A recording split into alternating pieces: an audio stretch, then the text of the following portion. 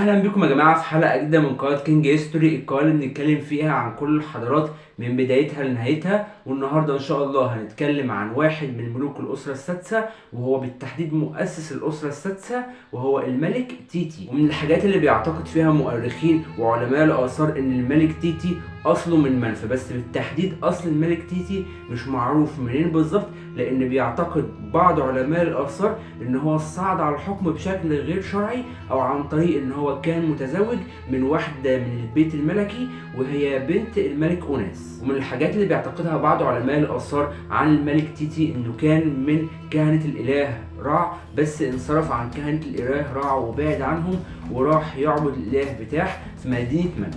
وبيعتقد بعض علماء الآثار إن الملك تيتي مات نتيجة مؤامرة اتعرض ليها في أواخر أيامه عن طريق البيت الملكي. وبيعتقد بعض علماء الآثار إن دبر المؤامرة دي هو ولي عهد الملك تيتي، وكان خليفة الملك هو الملك أوسر كارع، واللي مستمرش في حكم مصر أكتر من 4 سنين. ومن الحاجات اللي أثرت في حكم أو في فترة حكم الملك اللي كان خليفة للملك تيتي ان المؤامرة اللي دبرت دي بيعتقد ان هي كانت نتيجة ولي العهد واللي كان هو الملك اوسر كارع. وطبعا بسبب الاشاعات الكتيرة جدا اللي طلعت عن ولي العهد ده مفيش اي نقوش اهتمت بيه او اهتمت ان هو كان ولي عهد للملك. وطبعا ما تذكرش عن نقوش اهرام الملك تيتي، وما تذكرش في اي واحدة من اعماله، وطبعا ما بناش اي اهرامات ومالوش اي اثار ولا اي تماثيل، بسبب ان فترة حكم الملك ده كانت قصيرة جدا، ده ما حكمش مصر اكتر من 4 سنين بس.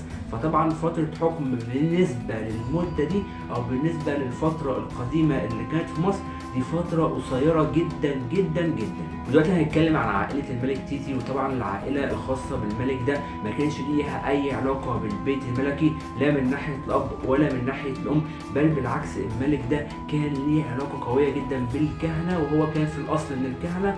وطبعا نتيجة ان المؤسسات الدينية في مصر القديمة كان ليها اهمية كبيرة جدا، وكان ليها اتصال مباشر بالبيت العالي او البيت الكبير او البيت الملكي في مصر.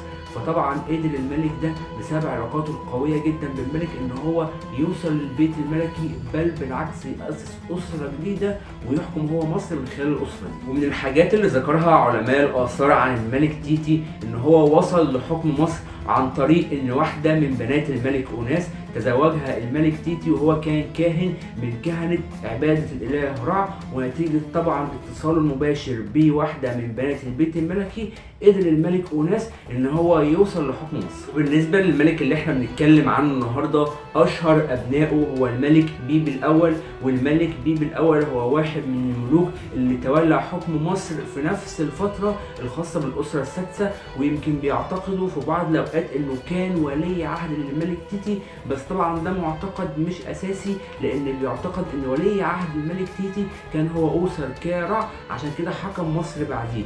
اما واحد من اطول الفترات او من اطول فترات الحكم اللي حكمها ملوك في الأسرة السادسة هو الملك بيبي الأول، ومن واحد من أهم ملوك مصر اللي عمل تطوير كبير جدا في عهد الأسرة السادسة. أما بالنسبة لفترة الحكم، ففترة حكم الملك تيتي مش متحددة بشكل دقيق جدا، لأن فترة الحكم اللي حكمها بيعتقد بعض العلماء إن هي 12، والبعض التاني بيعتقد إن هي 24، وفي بعض المعتقدات بيعتقدونها إن هي 30.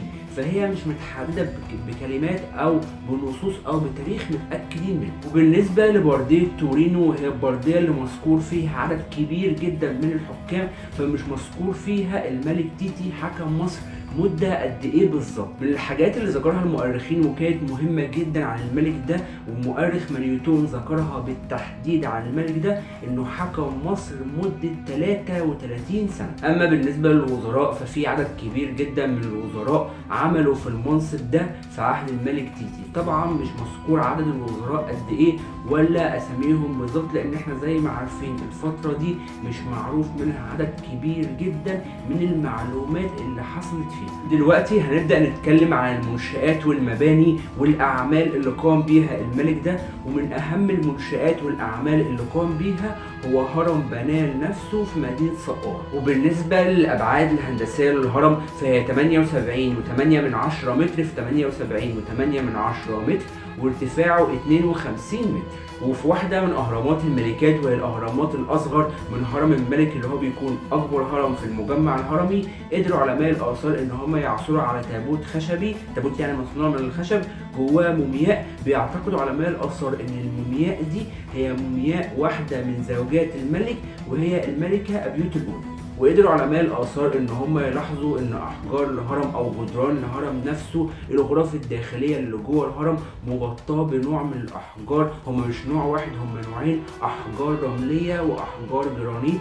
والأحجار دي عليها نقوشات ورسوم، الرسوم دي بتصف رحلة الملك من العالم أو من الدنيا اللي احنا عايشين فيها للعالم الآخر اللي هو بيكون في الحساب والجنة والنار. ونتيجة التنقيب اللي بيتم في منطقة عين شمس، قدروا علماء الآثار يلاحظوا ان في مسله مكسوره، المسله دي عليها نقوشات، النقوشات دي بعد ما تم فحصها في بعض الاماكن زي مثلا كليه الاثار وبعض المعامل المسؤوله عن الحضارات القديمه او الاثار القديمه، قدروا يلاحظوا ان المسله دي بتعود للملك تيتي، بس لاحظوا ان نتيجه الاهمال فيها وطبعا نتيجه عدم عمل ترميمات للمسله دي، المسله انكسرت نصين او انكسرت اكتر من جزء، والاجزاء دي قدروا علماء الآثار ان هم يجمعوها ويتاكدوا انها بترجع لعهد الملك.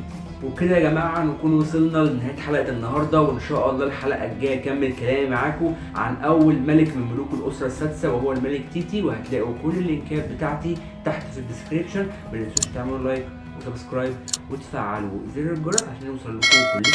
سلام عليكم.